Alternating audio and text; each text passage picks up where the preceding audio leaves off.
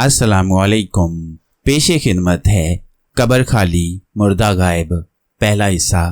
सारिका ने मारिया से कहा, ए नेकरू मारिया, तुम तो मुझे दिखाई नहीं देती हो, फिर मैं तुम्हारे कंधे पर कैसे सवार हो सकती हूँ।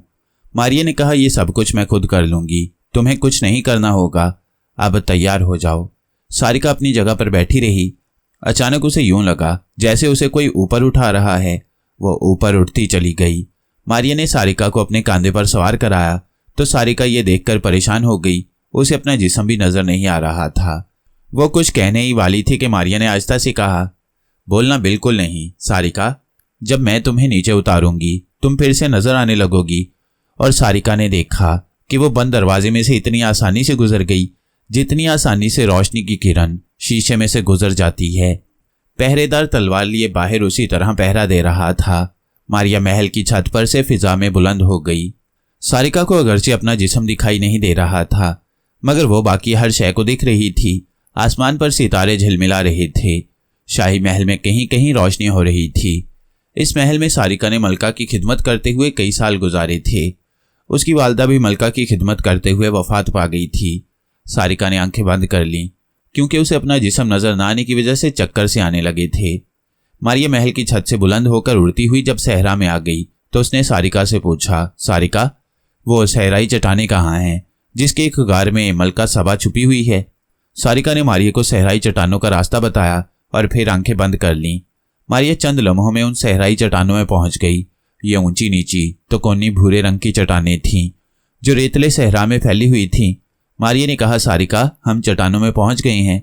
सारिका ने आंखें खोल दी। मारिया नीचे आ गई थी और चट्टानों के ऊपर उड़ रही थी।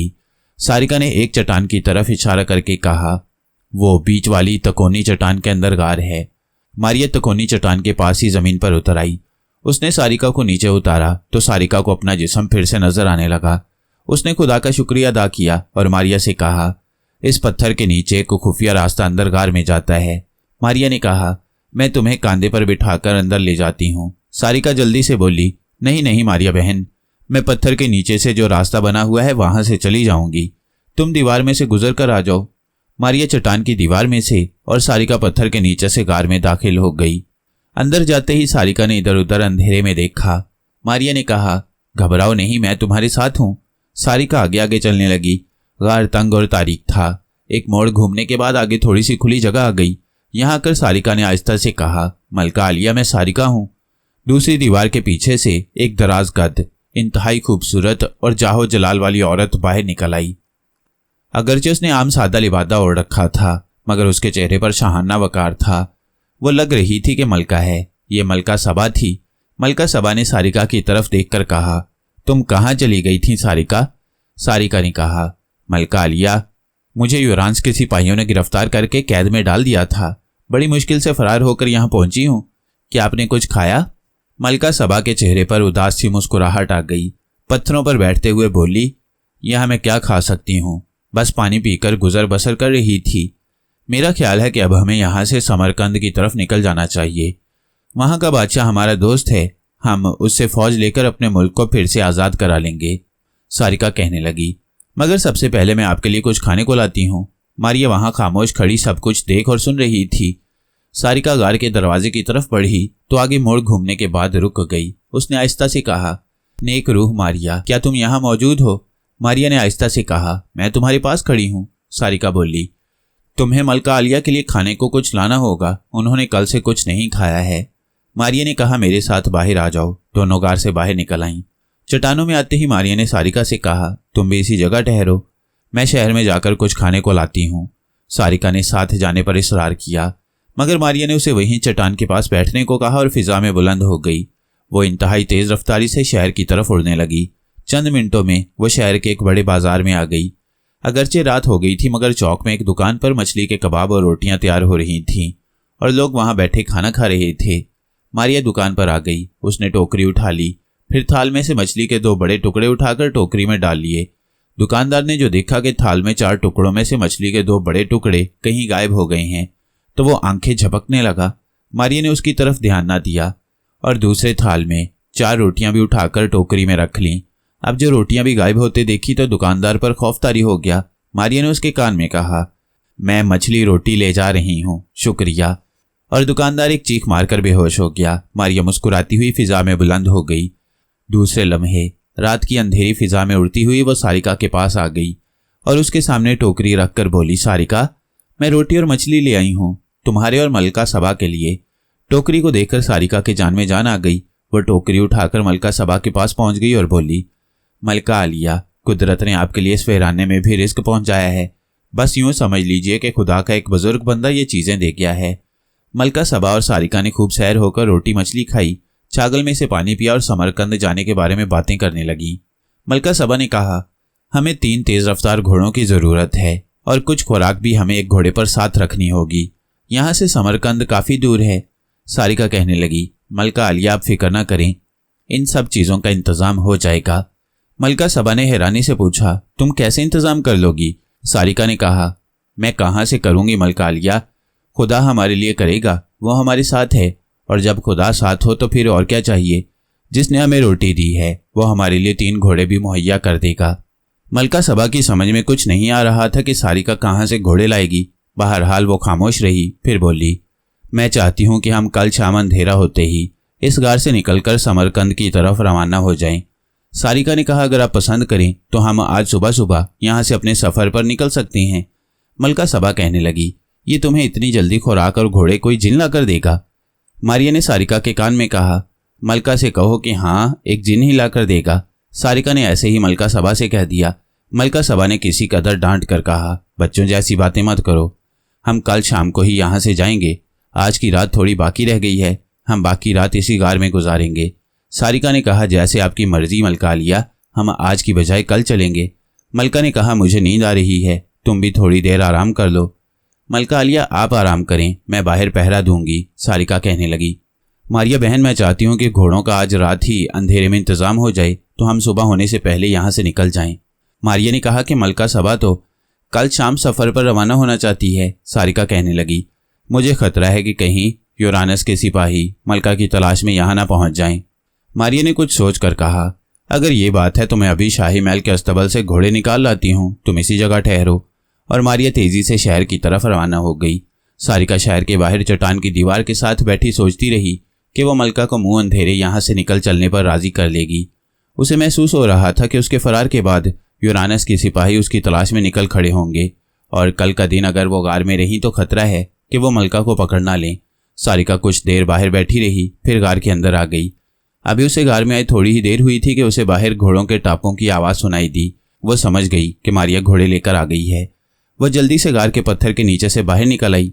बाहर निकलते ही किसी ने उसके ऊपर छलांग लगाकर उसे अपनी गिरफ्त में कर लिया। सारिका बौखला कर रह गई। अब उसके सामने यूरानस के सिपाही घोड़ों पर बैठे साफ नजर आ रहे थे, क्योंकि हल्की हल्की चांदनी अब फैलने लगी थी। सारिका को पकड़कर सिपाही खींचता हुआ सिपा सालार के घोड़े के सामने ले गया। सिपा सालार ने सारिका से गरज कर कहा, तू समझती होगी कि किले से भाग जाएगी, मगर ऐसा नहीं हो सकता। हमने तुझे पकड़ लिया, अब बता मलका सबा कहाँ है? सारिका ने कहा, मुझे मालूम नहीं, मैं तो यहाँ जान बचाकर छुपी रही थी। सिपा सालार ने सिपाहियों से कहा, इसको बांधकर घोड़े पर डाल दो और वो गार तलाश करो जहाँ से ये शाही कनीज निकलकर बाहर आई थी। मुझे यकीन है कि मलका सबा इस गार में छुपी होगी। सारिका अब दिल में दुआएं मांगने लगी कि मारिया जल्दी आ जाए। उसे बांधकर उसी वक्त घोड़े पर डाल दिया गया। 3 सिपाही घोड़ों से उतरकर चट्टान के पास आई और मशालें रोशन करके गार को तलाश करने लगे। बड़े पत्थर के नीचे बहुत जल्द उन्होंने वो खुफिया रास्ता तलाश कर लिया जो गार के अंदर जाता था। सिपाही तलवारें लिए अंदर घुस गए। दूसरे लम्हे वो मलका सबा को पकड़कर बाहर ले आए। सिपा सालार ने मलका सबा को देखा तो बोला, इसे भी बांधकर शहनशाह यूनानस के महल में ले चलो। मलका सबा को अब सख्त अफसोस हो रहा था कि उसने सारिका को बाहर पहरा देने से मना क्यों ना किया। सिपाहियों ने मलका सबा को भी घोड़े पर बांधा और घोड़ों को सरपट दौड़ाते हुए शाही महल की तरफ चल दिए। उस वक्त मारिया शाही अस्तबल से घोड़ों को खोलकर बड़े गेट में से बाहर निकलने की कोशिश कर रही थी। वो चाहती थी कि किसी को कानो कान खबर ना हो, इसलिए उसे देर लग गई। आखिर वो बड़े गेट में से बारी बारी तीनों घोड़ों को निकालने में कामयाब हो गई। वो घोड़ों को कदम कदम चलाती महल के अस्तबल के पीछे की तरफ ले आई। यहाँ से उसने उसे सहरा की तरफ डाल दिया। घोड़े सहरा में चट्टानों की तरफ दौड़ने लगे। गार में आकर जब मारिया को पता चला मलका सबा और सारिका कहीं नहीं है तो वो फिक्रमंद हो गई। जल्दी से बाहर निकल आई। गार के बाहर कई घोड़ों के सुमों के निशान थे जो शहर की तरफ जाते थे। मारिया समझ गई कि उसके जाने के बाद यूरानस के सिपाही मलका सबा और सारिका को गिरफ्तार करके ले गए हैं। मारिया ने घोड़ों को वहीं एक चट्टान के पत्थर के साथ बांधा और हवा में उड़ान भरते ही शाही महल की तरफ परवाज करने लगी। उसे ये मालूम करना था कि उन दोनों को यूरानस ने कहाँ कैद में डाला हुआ है। मारिया ने सारे महल को छान मारा, मगर उसे मलका सबा और सारिका कहीं भी दिखाई ना दी। उसने कई एक मर्तबा तय खाने भी देख डाले, वहाँ दूसरे कैदी तो मौजूद थे, मगर उनमें मलका सबा और सारिका नहीं थी। अब मारिया ने किसी से पूछने का फैसला किया। सवाल यह था कि वो किससे पूछे। शाही महल में मलका सबा की माँ या बाप नहीं थे। सारिका ने उसे बताया था कि मलका सबा का कोई बहन भाई या रिश्तेदार महल में नहीं है। फिर भी मारिया महल के जनान खाने में आ गई, यानी जहाँ औरतें ही औरतें थीं। ये सब की सब कनीज़ें और खादमाएँ थीं, या फिर नए हमलावर बादशाह यूरानस की मलका और उसकी कनीज़ें थीं। मारिया को यह भी मालूम नहीं था कि इनमें मलका सबा की कनीज़ें कौन कौन सी हैं। वो इधर उधर चक्कर लगाने लगी। आखिर उसने महल के बाएं बाग में फवारे के पास 2 हबशी कनीज़ों को आपस में बातें करते देखा। मारिया उनके करीब आकर खड़ी हो गई। उनकी बातों से मालूम हुआ कि वह मलका सबा की वफादार कनीज़ें हैं और मलका सबा की गिरफ्तारी पर अफसोस का इजहार कर रही हैं। मारिया को उनकी बातों से यह भी मालूम हुआ कि ये कनीज़ें नहीं जानती कि मलका सबा या सारिका को किस जगह कैद में डाला गया है। अब मारिया ने एक तरकीब सोची और आहिस्ता से कहा, तुम पर सलामती हो मेरी बच्चियों। दोनों कनीज़ों ने डरकर एक दूसरी की तरफ देखा। मारिया ने फौरन उसी नरम पुरस्रार आवाज़ में कहा, डरो नहीं मेरी बच्चियों, मैं मलका सबा की वालदा की रूह हूँ और उसे मिलने आई हूँ, लेकिन मुझे मालूम नहीं कि वो किस जगह कैद है। हबशी कनीज़ें हक्का बक्का होकर रह गई थीं। उस ज़माने में भूतों, रूहों और इसी किस्म के दूसरे तोहमात का बड़ा जोर था और लोग रूहों से बात कर लिया करते थे। बस ज़रा ताज्जुब का इजहार करते, थोड़े से खौफज़दा होते और फिर रूह के साथ बेतकल्लुफ़ हो जाते। हबशी कनीज़ ने कहा, मुकद्दस रूह, तुम रूह हो, तुम्हें तो मालूम होना चाहिए कि मलका आलिया किस जगह कैद है। मारिया ने कहा, मेरी बच्ची, हम रूहों की इस दुनिया में आकर कुछ मजबूरियां होती हैं। कुछ बातें हम कर सकते हैं, कुछ काम हम नहीं कर सकते। ये खुद मालूम नहीं कर सकती कि मेरी बेटी मलका सबा कहाँ कैद है। मैं चाहती हूँ कि तुम मेरी खातिर यह पता चलाओ कि वो किस जगह कैद में डाली गई है। हबशी कनीज़ ने इधर उधर देखा और बोली, मुकद्दस रूह, मैं अभी जाकर पता करती हूँ, तुम मुझे कहाँ मिलोगी।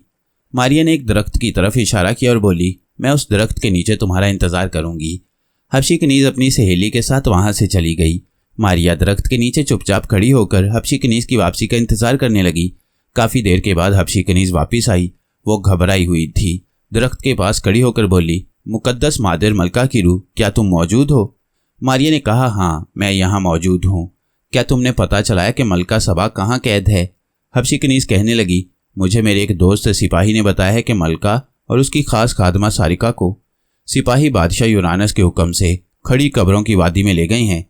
मारिया ने ताज्जुब से पूछा, ये खड़ी कब्रें क्या होती हैं? घबराई हुई कनीज़ ने कहा, यहाँ जिंदा इंसानों को खड़ा करके उन्हें दीवार में चुन दिया जाता है। देवताओं के लिए जल्दी जाकर मलका और सारिका की जान बचाइए, वो उन्हें दीवार में जिंदा चुन देंगे। मारिया ने पूछा, ये खड़ी कब्रों की वादी किस तरफ है? कनीज़ ने बताया, यहाँ से जुनूब की तरफ एक वीरान इलाका है, जहाँ दिन के वक्त भी डर के मारे कोई नहीं जाता। वहाँ तुम्हें दीवारें नजर आएंगी। ये दीवारें उन बदनसीबों की कब्रें हैं जिन्हें इनमें जिंदा गाड़ दिया गया था। जल्दी जाओ मुकद्दस रूह, जल्दी जाओ। हबशी कनीज़ बहुत परेशान थी। मारिया ने उसे तसल्ली दी और फिजा में उड़ान भरकर खड़ी कब्रों की वादी की तरफ परवाज कर गई। ये वादी वहाँ से काफ़ी दूर थी। रास्ते में रेत का तूफान भी आया, झक्कड़ चलने लगे। मारिया कई बार हवाओं की वजह से रास्ते से हट गई। आखिर बड़ी मुश्किल से वो खड़ी कब्रों की वादी में पहुंच गई। क्या देखती है कि वीरान मैदान में जगह जगह छोटी छोटी कद-दावर साइज की दीवारें खड़ी हैं। उन दीवारों में आदमियों को जिंदा खड़ा करके उनके इर्द गिर्द दीवार चुन दी गई है और वो अंदर दम घुटकर मर गए थे। मारिया ने एक जगह कुछ सिपाहियों को देखा कि घोड़ों से उतरकर खड़े हैं।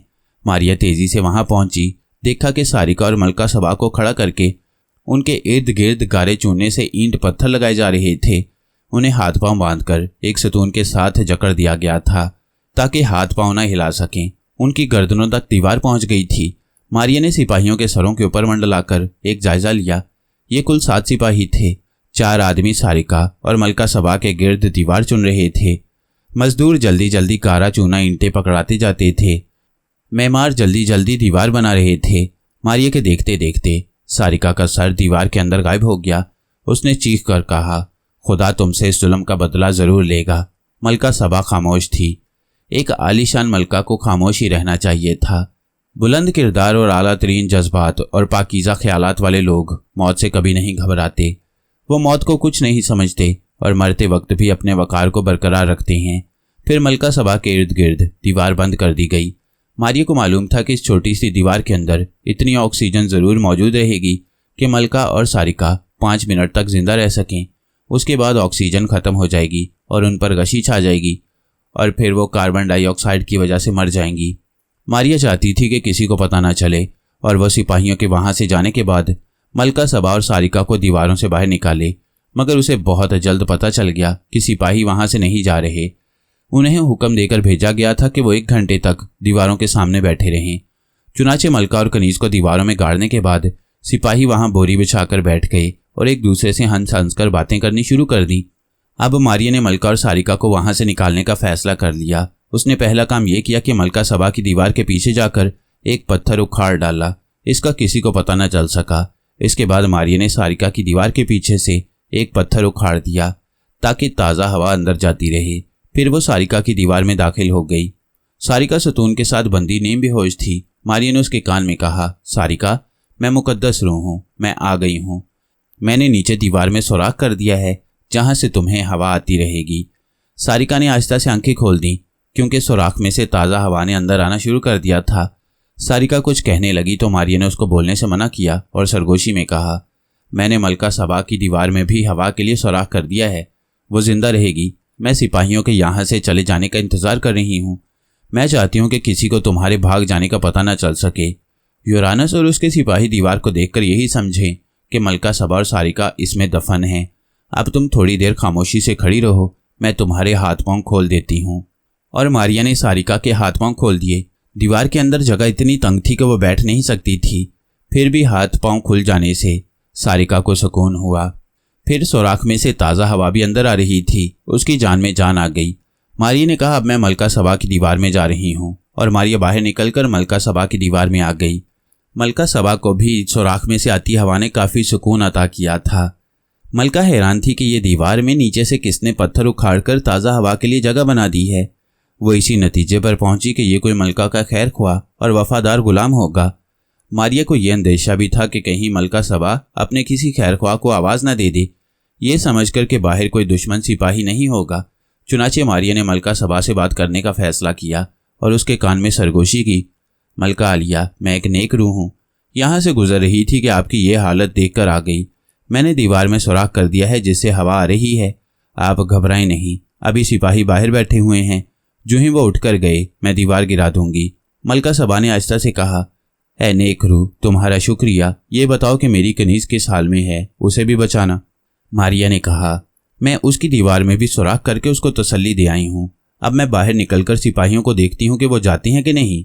और मारिया बाहर निकल आई। बाहर सिपाही बैठे इस तरह खुशगपियाँ कर रहे थे, हंस हंस कर एक दूसरे से मजाक कर रहे थे। मारिया ने सोचा कि ये तो यहाँ बहुत देर लगा देंगे, इन्हें किसी तरह यहाँ से भगा देना चाहिए। मारिया ने इर्द गिर्द देखा। वहाँ कितनी ही दीवारें यानी खड़ी कब्रें थीं जिन पर घास भी उगाई थी। इन दीवारों के अंदर उन बदकिस्मत लोगों के ढांचे सतून के साथ खड़े थे जिनको दीवार में सतून के साथ बांधकर जिंदा चुन दिया गया था। मारिया ने देखा कि एक पुरानी खड़ी कब्र उन सिपाहियों के करीब ही थी। उस कब्र की ईंटों में भी जगह जगह खुश्क घास उग रही थी। मारिया ने उस दीवार के ऊपर की 2 ईंटें उखाड़ डाली।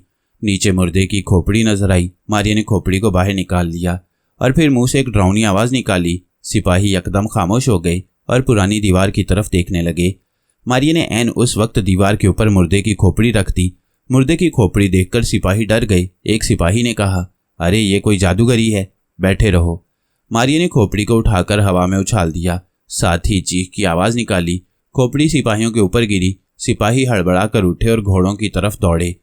मारिया ने दूसरी चीख मारकर कहा, मैं तुम्हें खा जाऊंगी। सिपाही घोड़ों पर बैठे और सरपट दौड़ते भाग गए। मारिया ने देखा कि सिपाही मैदान से निकलकर काफ़ी दूर चले गए हैं तो वो मलका सबा की दीवार की तरफ बढ़ी। मारिया ने मलका सबा की दीवार की ईंटें निकाल दी। इसके बाद सारिका की दीवार में ईंटें निकालकर इतनी जगह बना दी कि वो बाहर आ सके। जब दोनों दीवार में से बाहर निकल आई तो मारिया ने कहा, मलका सबा, अब मैं तुम्हें यह बताना चाहती हूँ कि मैंने सारिका को यह बताया था कि मैं तुम्हारी वालदा की रूह हूँ, मगर ऐसा नहीं है। मैं एक आज़ाद रूह हूँ और मेरा नाम मारिया है। अब तुम मुझे ये बताओ कि तुम समरकंद जाना चाहती हो या इसी जगह रहकर यूरानस का मुकाबला करना चाहती हो। मलका सबा और सारिका वहीं खड़ी थीं। सारिका बोली, मेरा ख्याल है कि हमें इस दीवार की फिर से मुरम्मत कर देनी चाहिए ताकि यूरानस के आदमी यही समझें कि हम इन खड़ी कब्रों में बंद हैं। फिर हम आज़ादी से कोई मंसूबा बना सकेंगे। उन तीनों ने मिलकर दोनों दीवारों की उखड़ी हुई ईंटें और पत्थर वापस लगाकर दीवारों को ठीक ठाक कर दिया। मलका सबा ने मारिया से कहा, तुम मुझे दिखाई नहीं दे रही हो मारिया बहन, मगर तुम जो कोई भी हो, तुमने मेरी जान बचाई है। मैं तुम्हारा जितना भी शुक्रिया अदा करूं कम है। मारिया ने कहा, इसकी खास ज़रूरत नहीं मलका सबा, तुम मुझे ये बताओ कि अब तुम्हारा क्या मंसूबा है। सारिका कहने लगी, मारिया बेहतर यह है कि हम किसी पोशीदा जगह पर बैठकर बातें करें। यहाँ यूरानस के सिपाहियों के वापस आने का खतरा है। वो तीनों खड़ी कब्रों से निकलकर ऐसी वीरान जगह पर आ गई जहाँ एक बुर्ज बना हुआ था। मलका सबा ने बताया कि इस बुर्ज को उनके आबा अजदाद ने काफिलों को रास्ता दिखाने के लिए बनाया था, लेकिन इस बुर्ज के ऊपर से एक खानाबदोश लड़की गिरकर हलाक हो गई। तब से लेकर आज तक इस बुर्ज को मनहूस समझा जाता है और काफिलों ने अपना रास्ता बदल लिया। अब इधर से कोई काफिला नहीं गुजरता। मारिया ने कहा, यह जगह मंसूबा बनाने के लिए महफूज है। वो बुर्ज के अंदर गई। अंदर गोल कमरा था जो गर्द से अटा हुआ था। मलका सबा कहने लगी, मारिया, अगर तुम हमारी मदद करो तो हम इसी शहर में रहकर यूरानस पर फतह हासिल कर सकते हैं। मारिया ने कहा, मैं तुम्हारी मदद करने पर तैयार हूँ, क्योंकि ये तुम्हारा मुल्क है और यूरानस बाहर से आया है। उसने तुम्हारे मुल्क पर हमला करके कब्जा कर लिया है। सारिका और मलका सबा को खुशी हुई कि मारिया उनकी मदद के लिए तैयार हो गई है। अब उन्होंने एक स्कीम बनाई। स्कीम ये थी कि मारिया किसी तरह महल में जाकर यूरानस को कैद में डाल दे और मलका सबा के वफादार सिपा सालार सेलोकस से बात करके दुश्मन की फौजों पर हमला करके उन्हें मुल्क से भगा दे। मारिया ने कहा, मैं यूरानस को काबू करने जाती हूँ, मगर क्या तुम इसी बुर्ज में रहोगे? यहाँ रहने में क्या हर्ज है? मलका सबा ने कहा। मारिया बोली, ये खूनी बुर्ज है। तुम्हारे कहने के मुताबिक यहाँ एक खानाबदोश लड़की का खून हो चुका है। हो सकता है उसकी बदरू यहाँ तुम्हें परेशान करे। मलका सबा ने मुस्कुरा कर कहा, मैं इन बातों पर यकीन नहीं रखती। मारिया ने खुश होकर कहा, ठीक है, मैं महल की तरफ जाती हूँ। सारिका और मलका सबा को खूनी बुर्ज में छोड़कर मारिया शाही महल की तरफ चल दी। शाही महल में यूरानस दरबार लगाए तख्त पर बैठा था। उसके सामने एक नौजवान गडरिये को पेश किया गया। उस पर इल्ज़ाम लगाया गया था कि इस गडरिये ने शाही फौज के एक सिपाही को मार डाला है। गडरिये ने हाथ जोड़कर कहा, बादशाह सलामत, मैंने सिपाही को हलाक नहीं किया। वो गांव की एक लड़की को पकड़ने के लिए उसके पीछे दौड़ा था कि पत्थर से उसका पांव टकराया और वो पहाड़ी से नीचे खड्ड में गिर पड़ा। सिपाही ने कहा, हजूर अनवर, ये गडरिया झूठा है। इसने हमारे सिपाही को पहाड़ी से धक्का देकर गिराया था, जिससे वो मर गया। यूरानस ने हुक्म दिया, इस गडरिये का सर उड़ा दिया जाए। नौजवान गडरिया रोने लगा, हजूर अनवर, मैं बेगुनाह हूँ, मुझे छोड़ दें, मैंने किसी का खून नहीं किया। यूरानस ने हाथ उठा दिया, इसे ले जाकर अभी गर्दन उड़ा दो। सिपाही बेगुनाह गडरिये को घसीटते हुए बाहर ले गए। बाहर उसकी बूढ़ी माँ ने रो रो कर कहा, खुदा के लिए मेरे बच्चे को ना मारें, ये बेकसूर है, इसे छोड़ दें, इसे ना मारें। मगर सिपाही माँ की फरियाद को क्या समझते थे भला। वो गडरिये को पकड़कर एक जगह पर ले गए। उसे जमीन पर बिठाकर गर्दन जबरदस्ती नीचे कर दी गई। सिपाही ने तलवार निकाल ली। मारिया ये सब कुछ देख रही थी। वो एक बेगुनाह नौजवान का खून होते नहीं देख सकती थी। वो सिपाहियों के साथ साथ मैदान तक आई थी। जो ही सिपाही ने गडरिये का सर कलम करने के लिए तलवार नियाम से निकाली, मारिया ने सिपाही के हाथ से झटका देकर तलवार छीन ली। तलवार उसके हाथ से गायब हो गई। सिपाही अक्का बक्का होकर इधर उधर देखने लगा। दूसरा सिपाही बोला, ये लो मेरी तलवार और अपने बादशाह यूरानस का हुक्म पूरा करो। दूसरी बार भी मारिया ने तलवार उसके हाथ से गायब कर दी। अब बाकी सिपाहियों ने नेज़े तान लिए और गडरिये को कत्ल करने के लिए आगे बढ़े। मारिया ने लपक कर गडरिये को उठा लिया। मारिया के कंधे पर आते ही गडरिया नजरों से गायब हो गया। ये माजरा देखकर सिपाही शशदर होकर रह गए। पहले तो वो गुमसुम होकर एक दूसरे का मुंह तकने लगे कि गडरिया कोई जिन था या भूत। फिर वहां से भाग उठे और यूरानस के सिपा सालार को जाकर खबर दी। ये सिपा सालार यूरानस का अपना सिपा सालार था। मलका सबा का सिपा सालार कैद में डाल दिया गया था। मारिया ने गडरिये को लिया और शहर से उड़ती हुई बाहर सहरा में आ गई। गडरिया बेहोश हो गया था। मारिया ने गडरिये को रेत पर डाल दिया और जब गडरिये को होश आया तो मारिया ने कहा, मैंने खुदा के हुक्म से तुम्हारी जान बचाई है, क्योंकि तुम वाकई बेगुनाह हो। अब तुम बताओ कि कहाँ जाओगे। गडरिया पहले तो मारिया की गैबी आवाज़ सुनकर डर गया। जब मारिया ने उसे हौसला दिया तो कहने लगा, मैं दूसरे मुल्क में अपनी खाला के पास जाऊंगा, मेरी माँ वहाँ पहुँच जाएगी। मारिया ने कहा, मैं तुझे आधा रास्ता छोड़ आती हूँ। गडरिया ने कहा, तुम्हारा शुक्रिया नेकरू, मैं यहाँ से अकेला ही चला जाऊंगा। और गडरिया तहे दिल से शुक्रिया अदा करते हुए दूसरे मुल्क की तरफ रवाना हो गया। मारिया वापस यूरानस के महल में आ गई। वह सबसे पहले मलका सबा के वफादार सिपा सालार से मिलना चाहती थी। वो किले के तहखाने में आ गई। यहाँ एक कोठरी में उसने एक मजबूत जिस्म वाले आदमी को जंजीरों में जकड़े बेबसी की हालत में पड़े देखा। मारिया ने उसके करीब जाकर कहा, मुझे मलका सबा ने तुम्हारे पास भेजा है। मैं ये पैगाम लेकर आई हूँ कि तुम मुल्क पर दोबारा कब्जा करने और दुश्मन को मुल्क से निकाल देने के लिए तैयार हो जाओ। सिपा सालार इधर उधर देखने लगा। मारिया ने कहा, तुम्हें परेशान होने की ज़रूरत नहीं। मैं मलका सबा के ख़ानदान की एक नेक रूह हूँ और उसकी मदद को आई हूँ। सिपा सालार बोला, मैं कैद में रहकर क्या कर सकता हूँ? मारिया ने कहा, तुम्हें मैं यहाँ से आज़ाद कर दूंगी। तुम्हें यहाँ से निकलकर अपने वफादार सिपाहियों को इकट्ठा करना होगा। मैं यूरानस को या तो काबू में कर लूँगी या उसे ख़त्म कर डालूंगी। सिपाही कहने लगा, तुम किसी तरह मुझे उसके पास पहुँचा दो, मैं खुद ही उसे हलाक करूँगा, ये मेरा काम है। मारिया ने उसी वक्त सिपा सालार की जंजीरें तोड़ डाली। सिपा सालार ने कहा, अब मुझे बताओ कि यूरानस इस वक्त कहाँ होगा?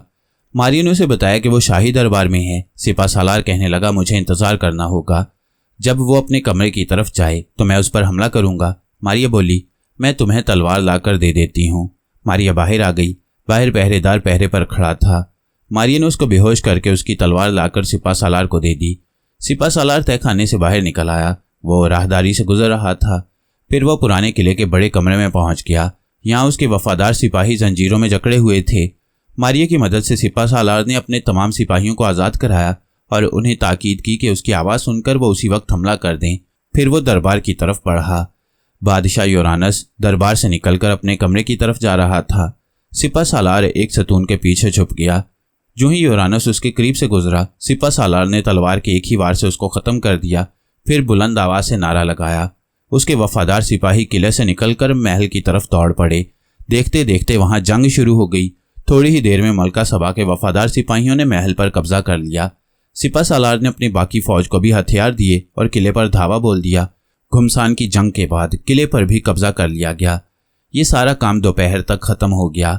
अब मैं जाकर मलका सबा को खुशी की खबर सुनाती हूँ। मारिया सीधी खूनी बुर्ज में आ गई। उसने मलका सबा को खुशखबरी सुनाई कि उसकी वफादार फौजों ने यूरानस को हलाक करके तख्त पर कब्जा कर लिया है। मलका सबा बहुत खुश हुई। सारिका वहाँ नहीं थी। मारिया ने उसके बारे में पूछा तो मलका सबा ने कहा, वह सहरा में मेरे लिए छागल में पानी लेने गई हुई है, मगर मुझे जल्दी महल में पहुंचना होगा। मैं जा रही हूँ, तुम सारिका को लेकर आ जाना। मलका सबा घोड़े पर बैठी और उसे सरपट दौड़ाती शाही महल की तरफ रवाना हो गई। मारिया खूनी बुर्ज में अकेली रह गई। वो सारिका को देखने खूनी बुर्ज से निकलकर सहरा की तरफ गई। सारिका उसे कहीं दिखाई ना दी। दूर एक जगह खजूरों के दरख्तों के नीचे एक चश्मा बह रहा था। सारिका यहाँ भी नहीं थी। मारिया ने करीब आकर देखा। चश्मे के किनारे पत्थरों पर मलका सबा की छागल पड़ी थी, मगर सारिका वहां पर नहीं थी। मारिया को तशवीश हुई। उसने रेत पर सारिका के पांव के निशान देखे जो चश्मे से आगे जा रहे थे। मारिया उन कदमों के निशानों के साथ आगे बढ़ी।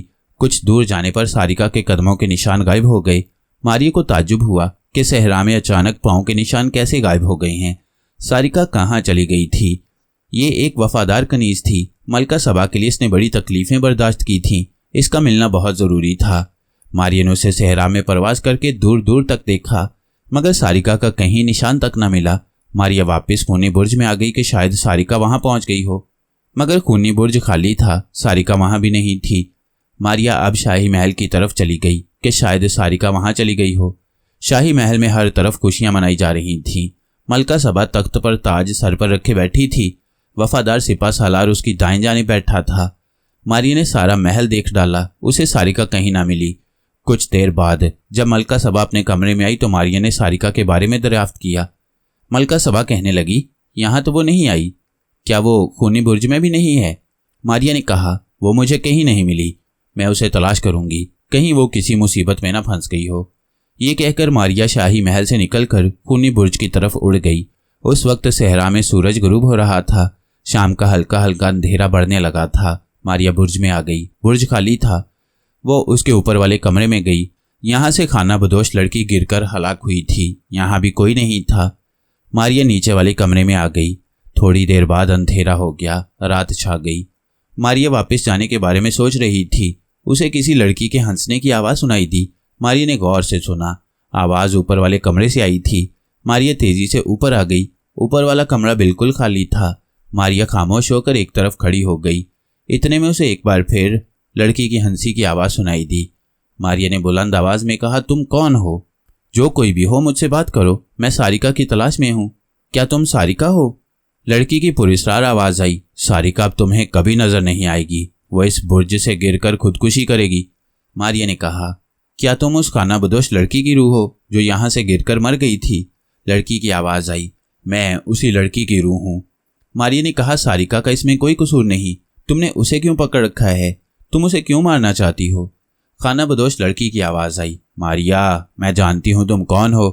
बेहतर यही है कि तुम यहाँ से चली जाओ, क्योंकि मैं एक अरसे से किसी ऐसी लड़की की तलाश में थी जो कंवारी हो।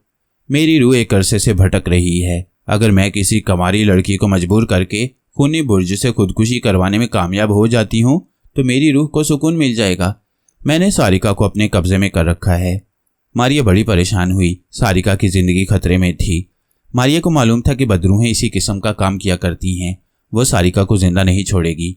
मारिया ने हिकमत अमली से काम लेने का फैसला किया और बोली, बहुत बेहतर है, मैं जाती हूँ। तुमको जो करना है करो, मैं तुम्हारे काम में दखल नहीं दूंगी। और मारिया वहाँ से फिजा में बुलंद हो गई। काफ़ी बुलंदी पर जाकर उसने एक गोल दायरे में चक्कर लगाया और आहिस्ता आहिस्ता नीचे आने लगी। फिर खूनी बुर्ज की एक जानिब हवा में रुककर नीचे अंधेरे में तकने लगी। उसने देखा कि एक लड़की बुर्ज की आखिरी मंजिल पर आकर खिड़की में खड़ी है। मारिया ने उसे पहचान लिया। ये सारिका थी। मारिया जानती थी कि खानाबदोश बदरू भी वहाँ करीब ही होगी, इसलिए वो मोहतात हो गई। सारिका खिड़की में से नीचे खड्ड में झांकने लगी। फिर खिड़की में खड़ी हो गई। वह नीचे छलांग लगाकर खुदकुशी करने वाली थी। मारिया तैयार हो गई। जो ही सारिका ने छलांग लगाई, मारिया ने गोता लगाया और सारिका को ज़मीन पर गिरने से पहले ही उठा लिया। मारिया के हाथों में आते ही सारिका गायब हो गई। इसके साथ ही खानाबदोश बदरू की चीख बुलंद हुई। सारिका का जिस्म कांप रहा था। उसे होश आ चुका था। वो कुछ पूछने वाली थी कि मारिया ने कहा, खामोश रहो सारिका। सारिका चुप हो गई। वह समझ गई कि मारिया ने उसे उठा रखा है। अब उसे याद आ गया। उसके कानों में कोई औरत बार बार कह रही थी कि ऊपर खिड़की में कूदकर खुदकुशी करो, तुम्हारे लिए खुदकुशी बेहतरीन शय है। सारिका मारिया के बाजू में खामोश थी। मारिया आहिस्ता आहिस्ता शाही महल की तरफ खिसकने लगी। खानाबदोश लड़की की बदरू की चीख एक बार फिर बुलंद हुई। मारिया भी अपनी जगह से हिल गई। अभी वह शाही महल से थोड़ी ही दूर थी कि उसको ऐसे लगा जैसे कोई उसे झटके दे रहा है। वह फिजा में ऊपर आ गई। सितारे चमक रहे थे। बादल का कहीं नामो निशान तक नहीं था। लेकिन अचानक स्याह बादल का एक टुकड़ा नमूदार हुआ और मारिया उसमें छुप गई। मारिया तेजी से नीचे आ गई। बादल के टुकड़े में से बिजली कड़की और मारिया के बिल्कुल करीब से होती हुई जमीन पर गिरी। एक धमाका हुआ और सारा सहरा गूंज उठा। सारिका मारिया के बाजू में लरज रही थी। अगरचे वो गायब थी, मगर मारिया को उसके जिस्म की लर्जिश साफ जाहिर हो रही थी। मारिया ने हिम्मत न हारी और बादल के टुकड़े से बचकर आगे परवाज करती रही। जब वो शाही महल के करीब आई तो बादल का टुकड़ा गायब हो गया। फिर जोर से मारिया को खानाबदोश बदरू की आवाज़ सुनाई दी, मारिया, मैं सारिका को अब कुछ नहीं कहूँगी, मगर तुमसे ज़रूर बदला लूँगी। मारिया ने इसका कोई जवाब ना दिया और सारिका को महल में मलका सबा के पास पहुँचा दिया। फिर उसे ताकीद की कि वो खूनी बुर्ज की तरफ कभी ना जाए। मलका सबा से इजाज़त लेकर मुल्क यूनान के शहर सारिगान की तरफ रवाना हो गई। यहाँ अंबर, केटी, थ्यूसोंग और जूली सोंग गए थे, क्योंकि इस शहर के यूनानी गुरु के पास नाग कैद था। अब हम मारिया को रास्ते में छोड़ते हैं और अंबर, केटी, थ्यूसोंग और जूली सोंग की तरफ आते हैं। वो सफ़र करते हुए यूनान के शहर सारिगान पहुँच गए। ये समुद्र के किनारे पहाड़ियों में घिरा हुआ एक छोटा सा शहर था, जिसके सफ़ेद 2 मंजिला मकान बड़े अच्छे लगते थे। शाम के वक्त वो शहर में पहुंचे। अंबर ने जाते ही कहा, फिजा में नाक की खुशबू नहीं है। केटी बोली, उसकी खुशबू कैसे आ सकती है? उसको तो गुरु ने बोतल में बंद कर रखा है। थ्यूसोंग हंसने लगा, तुम्हें उस यूनानी गुरु के मकान को तलाश करना होगा। जूली सोंग ने कहा, अभी शाम हो रही है, हम लोग किसी जगह अपना ठिकाना बनाते हैं, फिर नाक की तलाश में निकलेंगे। केटी ने मुस्कुरा कर कहा, जूली सोंग, तुम्हें अभी मालूम नहीं कि हम किस तरह काम करते हैं। हम इसी वक्त नाक की तलाश शुरू करेंगे। अंबर बोला, केटी ठीक कह रही है। ये सारे दोस्त सारिगान शहर में सराय तलाश करने लगे, मगर वहाँ कोई सराय नहीं थी। मजबूर होकर उन्होंने समुंदर के किनारे एक छोटी सी गारनुमा खो में अपना ठिकाना बना लिया। अंबर बोला, मेरा ख्याल है कि मैं यूनानी गुरु की तलाश में निकलता हूँ। केटी ने कहा, वो तो हम सबकी शक्लों से वाकिफ है, वो हमें देखकर नाक को कहीं छुपा देगा, इसलिए बेहतर है कि उसकी तलाश में कोई ऐसा शख्स जाए जिसको यूनानी गुरु ने ना देखा हो। जूली सॉन्ग कहने लगी, मेरा ख्याल है उसने मुझे नहीं देखा, क्योंकि मैं महल में उसके सामने नहीं गई थी। मुझे अय्यार पुजारी ने अपने मंत्र से बेहोश करके कैद में डाल दिया था। थ्यूसोंग ने कहा, ठीक है, ये काम तुम्हें ही करना चाहिए। तुम शहर में जाओ और गुरु का मकान ढूंढो, हम इसी जगह होंगे। अंबर और केटी ने जूली सॉन्ग से कहा कि वो पहली बार इस किस्म की मुहिम पर जा रही है, इसलिए होशियार और खबरदार रहे। जूली सॉन्ग मुस्कुरा कर बोली, मैं खलाई मखलूक हूँ, ऐसी बातों से डरने वाली नहीं हूँ। तुम फिक्र न करो, मैं गुरु के मकान का सुराग लगा कर ही आऊँगी। अंबर और केटी ने उसे यूनानी गुरु का हुलिया अच्छी तरह बता दिया था। जूली सॉन्ग चली गई तो थ्यूसोंग ने चौंक कर कहा, बेहतर होता कि मैं भी उसके साथ जाता। मैं छोटा सा बनकर उसकी जेब में बैठ जाता और उसे यूनानी गुरु की शक्ल बता देता। अंबर और केटी ने कहा, अब सब्र करो, जूली सॉन्ग को अकेली काम करने का भी मौका मिलना चाहिए। जूली सॉन्ग शहर में आ गई। शहर में रोशनी हो रही थी, दुकानें खुली थीं, लोग आ जा रहे थे। ये यूनानी लोग थे। जूली सॉन्ग ने महसूस किया कि एक आदमी जिसने लंबा कुर्ता पहन रखा है उसका पीछा कर रहा है। वो खामोशी से चलती रही। उसने कई जगह लोगों से गुरु का हुलिया बताकर उसका पूछा, मगर किसी ने उसका पता न बताया। दूसरी तरफ अचानक केटी को ख्याल आया कि मंदिर के छोटे पुजारी ने तो कहा था कि यूनानी गुरु शहर से बाहर समुद्र के किनारे एक गोल गुंबद वाले मकान में रहता है। अब थ्यूसोंग और अंबर भी सर पकड़कर बैठ गई। अंबर बोला, थ्यूसोंग, तुम जूली सॉन्ग को लेने शहर जाओ, मैं यूनानी गुरु के मकान की तरफ जाता हूँ। केटी, तुम इसी जगह रहना। अंबर उसी वक्त यूनानी गुरु के मकान की तरफ चल पड़ा और थ्यूसोंग शहर की तरफ रवाना हो गया कि जूली सॉन्ग को वापस लाए। जूली सॉन्ग शहर के बाजारों में से गुजरती एक तंगो तारीख गली में आ गई। यहाँ उसे महसूस हुआ कि स्याह लंबे कुर्ते वाला पुरस्कार आदमी अब भी उसके पीछे लगा हुआ है। आगे जाकर गली बंद हो गई। जूली सॉन्ग वापस मुड़ी ही थी कि पुरस्कार शख्स लपक कर उसके सामने आ गया।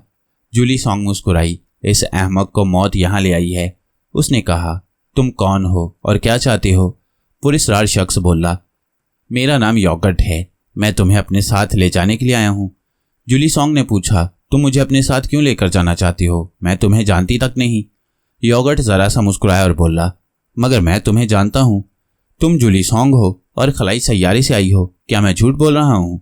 जूली सॉन्ग बेहद हैरान हो गई कि इस शख्स को कैसे मालूम हो गया कि वो जूली सॉन्ग है और खलाई सैयारे से ज़मीन पर आई है। उसने कहा, योगर्ट, फिर तो तुम्हें यह भी मालूम होगा कि तुम मुझे गिरफ्तार नहीं कर सकते और मेरी ताकत कितनी ज़बरदस्त है। योगर्ट ने अपने बालों में उंगलियां फेरी और कहने लगा, मैं तुम्हारी ताकत को जानता हूँ, मगर तुम मेरी ताकत से वाकिफ नहीं हो।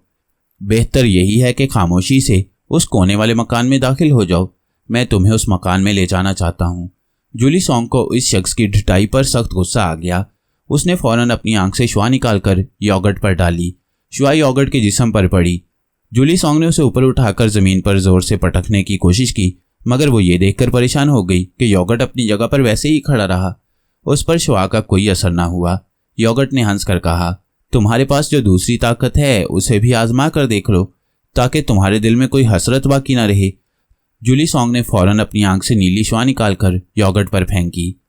जूली सॉन्ग की आंख से नीली शुआ एक रॉकेट की तरह दूसरे को लगा करती थी, मगर इस शुआ का भी योगर्ट पर कोई असर ना हुआ। वो उसी तरह खड़ा मुस्कुराता रहा।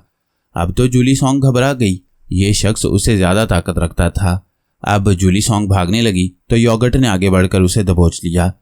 जूली सॉन्ग ने अपनी खलाई जिस्मानी ताकत से काम लेने की कोशिश करते हुए योगर्ट को उठाकर ज़मीन पर दे मारने की कोशिश की, मगर वो इसमें कामयाब ना हो सकी।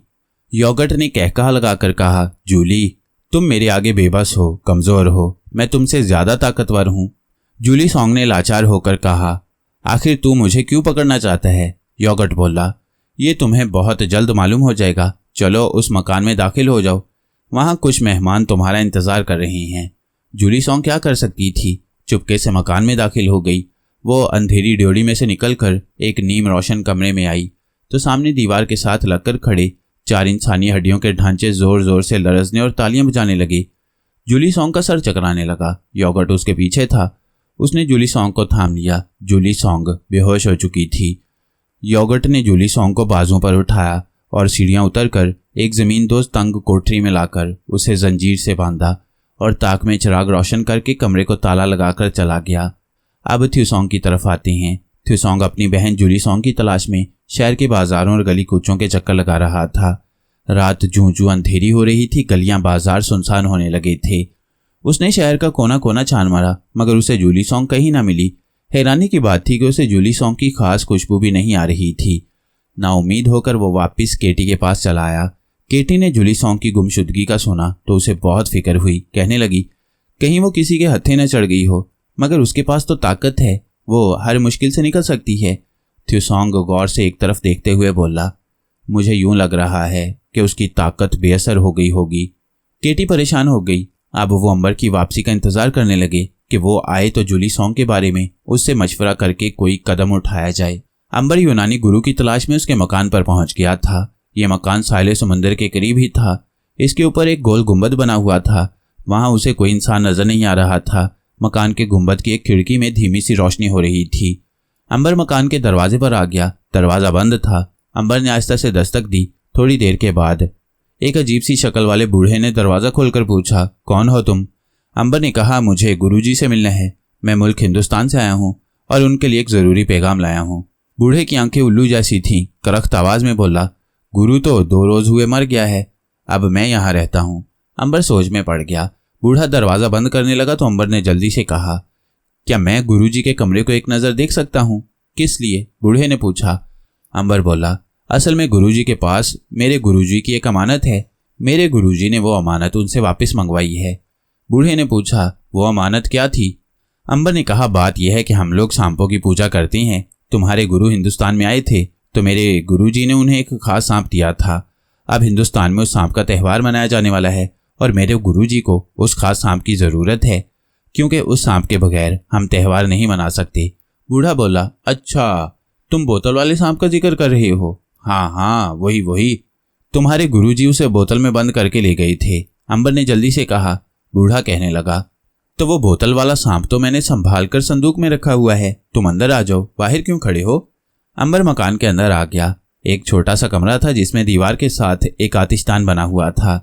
इस आतिशदान में आग नहीं जल रही थी, बल्कि एक स्याह बिल्ली बैठी अपनी जर्द आंखों से अंबर को घूर रही थी। अंबर एक छोटे से तख्तपोश पर बैठ गया। आप मुझे जल्दी से बोतल वाला सांप ला कर दे दें, क्योंकि मुझे जल्दी वापस हिंदुस्तान पहुंचना है। बूढ़ा बोला, इतने बेसब्र क्यों हो रहे हो? मैं दूसरे कमरे में होकर आता हूँ, संदूक में बंद है बोतल। अंबर खामोश हो गया। बूढ़ा दूसरे कमरे में चला गया। दूसरे कमरे में एक जीना ऊपर जाता था। बूढ़ा ऊपर वाली मंजिल में आया तो वहां यूनानी गुरु बैठा हुआ था। ये वही यूनानी गुरु था जो नाग को बोतल में बंद करके अपने साथ लाया था और जिसके बारे में बूढ़े ने कहा था कि वो मर चुका है। असल में यूनानी गुरु ने ऊपर गुंबद की खिड़की में से अंबर को आते देख लिया था। उसने अपने बूढ़े नौकर को यह सब कुछ सिखाकर भेजा था कि अगर यह शख्स अंबर नाग के बारे में कोई बात करे तो इसे अंदर ले आना, अगर वैसे ही पूछकर चला जाए तो जाने देना। बूढ़े ने आते ही कहा, गुरु, यह शख्स बोतल वाले सांप की तलाश में आया है। यूनानी गुरु के चेहरे पर फिक्रमंदी की शिकनें नमूदार हुई। आहिस्ता से बोला, इसका मतलब है कि यह आसानी से वापस जाने वाला नहीं है, मुझे इसको भी बोतल में बंद करना होगा। बूढ़े ने कहा, मैं इस शख्स की ताकत से वाकिफ हूँ। इसका नाम अंबर है। जरूर इसके साथ थ्यूसॉन्ग भी होगा। तुम ऐसा करो, जहाँ ये बैठा हुआ है उसके नीचे ये सफूफ किसी तरह डाल दो। और यूनानी गुरु ने अपनी संदूकची में से एक छोटी सी पुड़िया निकालकर उसका सफ़ेद सफूफ बूढ़े की हथेली पर डाल दिया। बूढ़ा सफूफ लेकर नीचे उतर गया। अंबर ने बूढ़े को देखा तो बोला, क्या ले आए हो बोतल वाला सांप? मक्कार बूढ़े ने इधर उधर देखते हुए कहा, बोतल संदूक में है, मैं उसकी चाबी कहीं रख कर भूल गया हूँ। और वो कमरे में चीज़ों को इधर उधर करके जैसे चाबी तलाश करने लग गया। फिर वो ज़मीन पर बैठ गया और उस तख्तपोश के नीचे हाथ मारने लगा जिस पर अंबर बैठा हुआ था। फौरन ही बूढ़े ने हथेली वाला सफूफ अंबर के तख्त के नीचे डाल दिया और जल्दी से बाहर निकलकर बोला, मिल गई चाबी, बस तुम देखो, मैं अभी लाया तुम्हारी अमानत। बूढ़ा जीना चढ़ गया। अंबर को महसूस हुआ कि उसके कानों में अजीब सी आवाज़ आने लगी। पहले तो उसने ख्याल न किया, लेकिन यह आवाज़ एक मुसलसल चीख की शक्ल में बदल गई। अंबर उठ खड़ा हुआ। सफूफ में नजर न आने वाले बुखारात ने बाहर निकलकर अंबर को अपनी लपेट में ले लिया था। वो कमरे में टहलने लगा। उसके कानों में एक मुसलसल चीख की आवाज़ बराबर आ रही थी। अब चीख तेज और बुलंद हो गई। अंबर ने अपने दोनों कानों पर हाथ रख लिए, मगर आवाज़ उसी तरह आती रही। अंबर को ख्याल आया कि हो सकता है यहाँ किसी इल्म का असर हो। वो दरवाजे की तरफ बढ़ा कि खुली हवा में जाए। अभी वह दरवाजे के करीब ही था कि धड़ाम से गिर पड़ा और उसका जिस्म बेबस हो गया। आवाज़ सुनकर यूनानी गुरु नीचे आ गया। बूढ़ा उसके साथ था। उसने अंबर को बेहोश देखा तो बूढ़े से कहा, ऊपर जाकर दूसरी खाली बोतल ले आओ। बूढ़ा ऊपर से एक खाली बोतल ले आया। यूनानी गुरु ने जेब से एक छोटी सी बांसुरी निकाली और उस पर सांप की एक खास धुन बजानी शुरू कर दी। सांप की धुन का बजना था कि अंबर के जिस्म में हरकत पैदा हुई। उसका जिस्म सांप की तरह लहराने बल खाने लगा। यूनानी गुरु बराबर बांसुरी बजाए जा रहा था। अंबर बेहोशी की हालत में सांप की तरह बल खा रहा था। फिर वो उठकर बैठ गया और अपने दोनों हाथों को ऊपर उठाकर बांसुरी की धुन पर रक्स करने लगा। यूनानी गुरु बांसुरी बजाए जा रहा था। बूढ़ा नौकर गौर से अंबर को सांप की तरह लहराते देख रहा था। फिर ऐसा हुआ कि अचानक अंबर का निचला धड़ सांप का बन गया। थोड़ी देर बाद उसका ऊपर वाला धड़ भी सांप का हो गया। अब अंबर सांप बन चुका था और बांसुरी की धुन पर रक्स कर रहा था।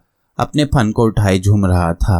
ये सुर्ख रंग का सांप था और इसके जिस्म से सुर्ख रंग की शुआएं निकल रही थीं। यूनानी गुरु ने बांसुरी बजाते हुए बूढ़े की तरफ देखकर इशारा किया। बूढ़े ने खाली बोतल अंबर के आगे रख दी। अंबर सांप झूमता, रक्स करता, लहराता खाली बोतल के अंदर घुस गया। वो बोतल में चला गया तो यूनानी गुरु के इशारे पर बूढ़े ने बोतल का मुंह कॉक से बंद कर दिया और सुख का सांस लिया। यूनानी गुरु ने बांसुरी जेब में डाली और बोला, ये सुरख सांप दुनिया का एक ऐसा सांप है कि अगर किसी खजाने पर अपनी निगाह डाले तो वो 2 गुना हो जाएगा। बूढ़ा बड़ा खुश हुआ और बोला, गुरु तब तो हम अपनी दौलत भी दुगनी कर लेंगे। यूनानी गुरु हंस दिया, अब तो हम बादशाहों से भी बढ़कर खजानों के मालिक बन जाएंगे।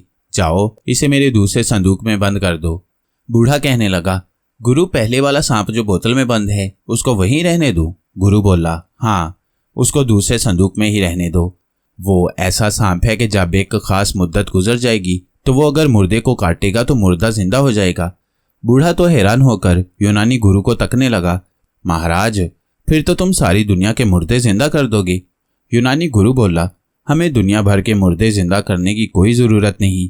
हम तो सिर्फ वही मुर्दे जिंदा करेंगे जिसके बदले हमें बेपनाह दौलत मिलने की उम्मीद होगी। यानी बादशाह की शहजादी या शहजादा मर जाएगा तो हम इस नाग सांप को आजमाएंगे। बूढ़े ने कहा, मगर गुरु हमें बादशाह के शहजादे को जिंदा करने से पहले नाग सांप को किसी मुर्दे पर आजमा कर देखना चाहिए। यूनानी गुरु बोला, ये तुम ठीक कहते हो। तुम ऐसा करो कि काले सांप वाली बोतल उठा लो। हम अभी कब्रिस्तान में जाकर इसे आजमाते हैं। नाग स्याह सांप की शक्ल में दूसरी बोतल में बंद दूसरे संदूक में था। बूढ़ा नाग सांप वाली बोतल नीचे ले आया। यूनानी गुरु ने बोतल को अपने लंबे कुर्ते की जेब में डाला। दोनों मकान को ताला लगाकर बाहर निकले और कब्रिस्तान की तरफ चल पड़े। कब्रिस्तान में मौत की खामोशी छाई हुई थी। उन्होंने एक कब्र को देखा कि ताज़ा बनी हुई थी। मालूम हो रहा था कि वहाँ ताज़ा मुर्दा दफन हुआ है। कब्र की मिट्टी भी अभी नरम थी। उन्होंने एक तरफ से कब्र में सुराख करना शुरू कर दिया। जब काफ़ी बड़ा सुराख हो गया और उसे अंदर मुर्दे के पांव नजर आने लगे तो यूनानी गुरु ने जेब से नाग सांप की बोतल निकालकर उसका ढक्कन खोला और मंत्र पढ़कर बोतल में फूंक मारी। नाग उस वक्त अपने होश में नहीं था। वो अपने आप को सिर्फ एक सांप ही समझ रहा था जिसका काम सिर्फ टसना होता है। यूनानी गुरु ने सांप को बोतल से बाहर निकाल दिया। नाग सांप कुंडली मारकर बैठ गया। यूनानी गुरु ने उसको हुक्म दिया, कब्र में जाकर मुर्दे को डसो और मेरे पास आ जाओ। नाग सांप हुक्म सुनकर रेंगता हुआ सुराख में से कब्र में दाखिल हो गया। वहां मुर्दे के बेहिस्सो हरकत पांव नजर आए तो उसने मुर्दे के पांव पर डस दिया। डसने के बाद वो यूनानी गुरु के पास आ गया। यूनानी गुरु ने उसे बोतल में डालकर ढकना चढ़ाया और बोतल जेब में रख ली। बूढ़ा नौकर कहने लगा, गुरु मुर्दा जिंदा नहीं हुआ।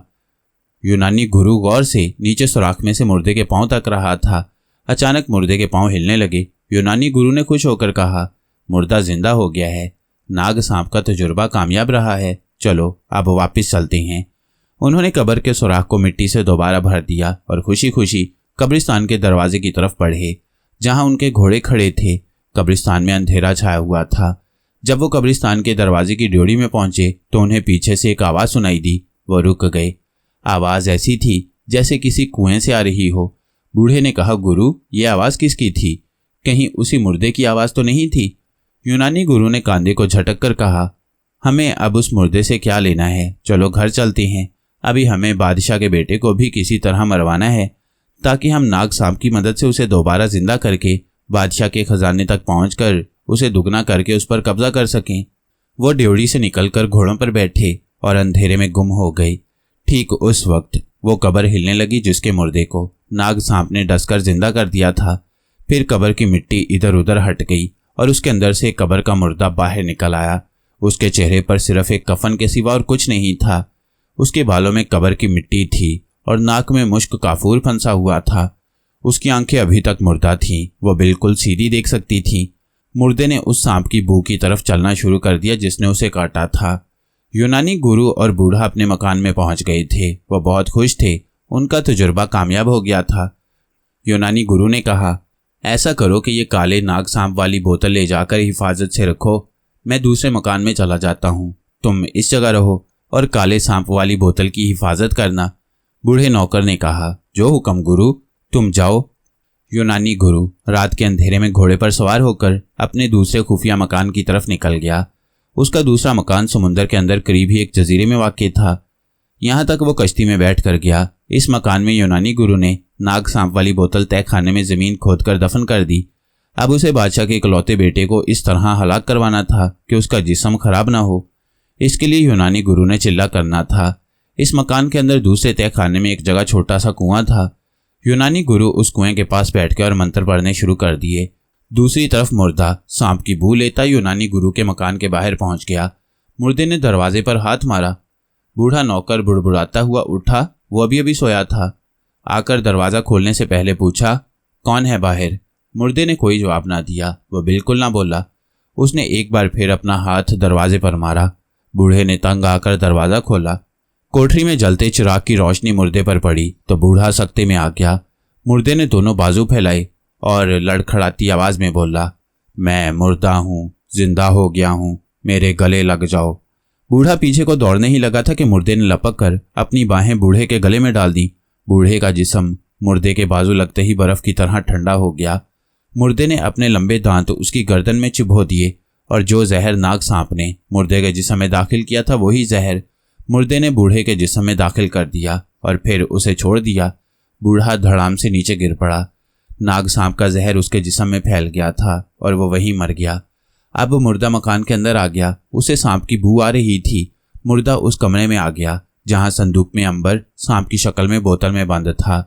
मुर्दे ने संदूक को तोड़ डाला और उसमें से बोतल निकालकर उसे अपनी आंखों के करीब लाकर देखा। बोतल में सुरख सांप को देखकर मुर्दा बड़ा खुश हुआ। शायद वो इसी सांप की तलाश में आया था। उसने सुरख सांप की बोतल सीने से लगाई और वापस कब्रिस्तान में जाकर अपनी कब्र में लेट गया। अंबर सांप की शक्ल में मुर्दे की कब्र में पहुंच गया। केटी और थ्यूसोंग इस शहर सारिगान के बाहर गार में बैठे अंबर और जुलीसोंग की राह देख रहे थे।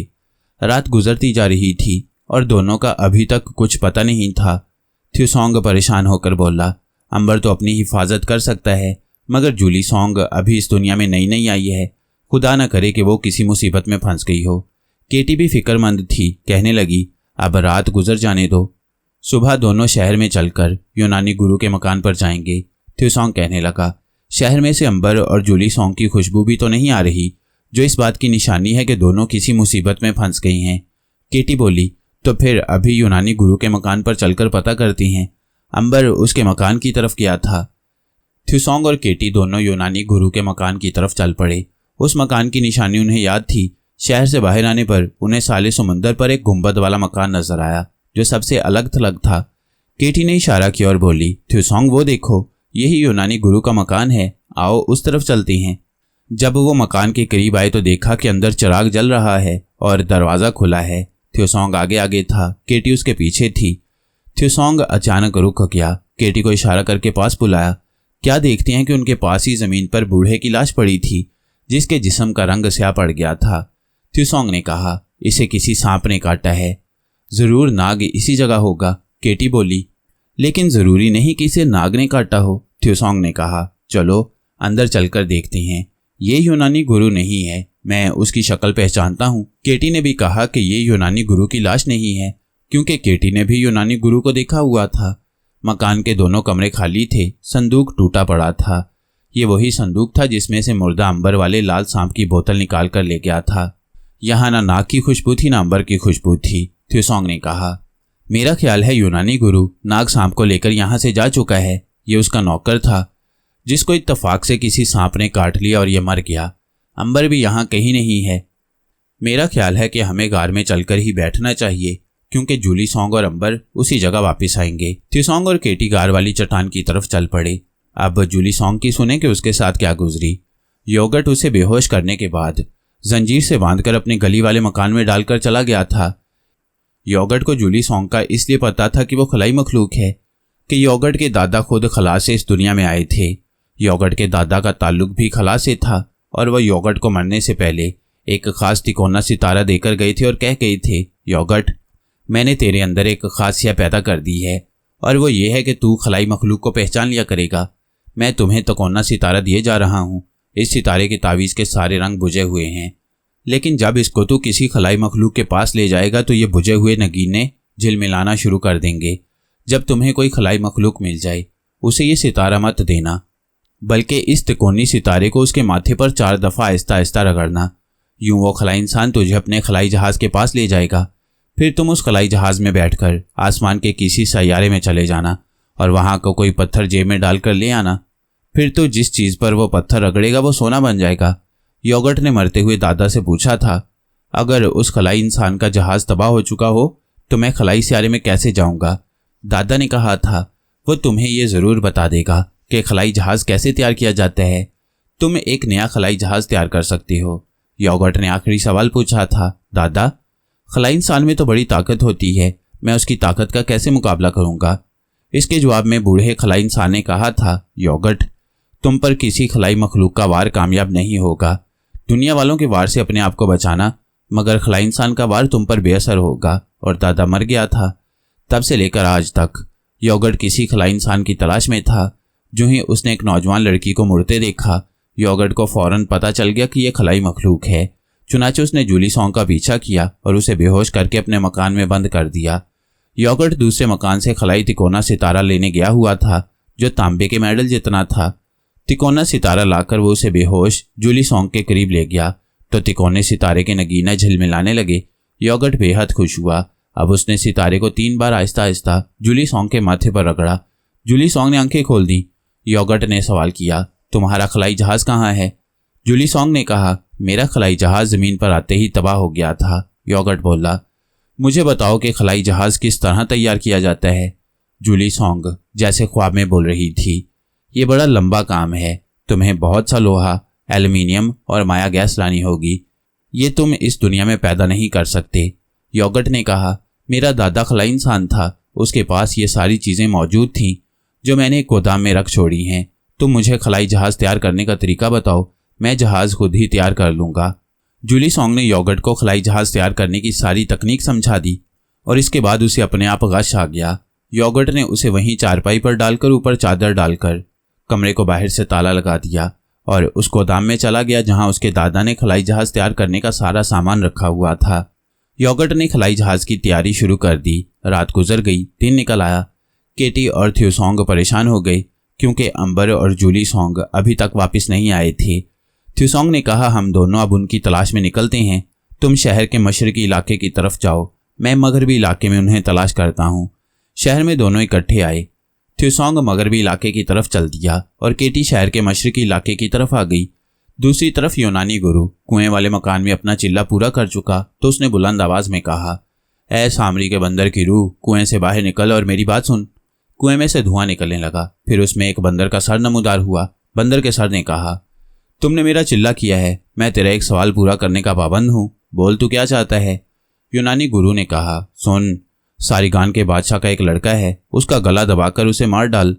बंदर ने कहा, अभी तेरा सवाल पूरा करता हूँ। बंदर गायब हो गया।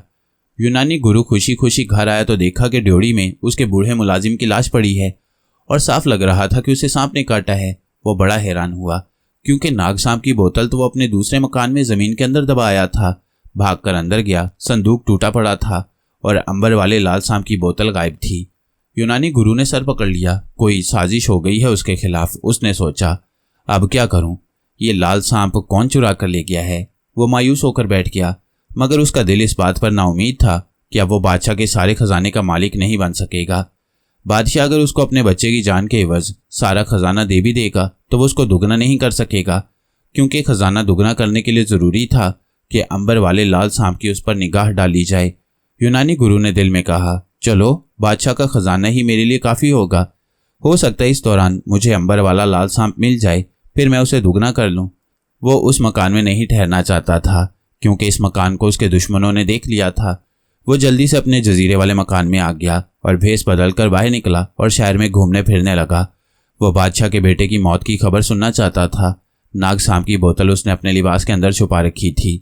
थोड़ी देर ही गुजरी थी कि शहर में एक खबर फैल गई कि बादशाह का इकलौता बेटा मर गया है। यूनानी गुरु बड़ा खुश हुआ, फौरन शाही महल की तरफ चल पड़ा।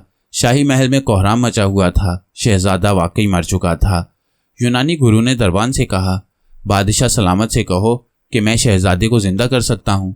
दरबान उसका मुंह देखने लगा। गुरु ने कहा, तुम जाकर खबर दो, देर ना लगाओ, मैं शहजादे को जिंदा कर सकता हूँ। दरबान महल के अंदर भाग खड़ा हुआ।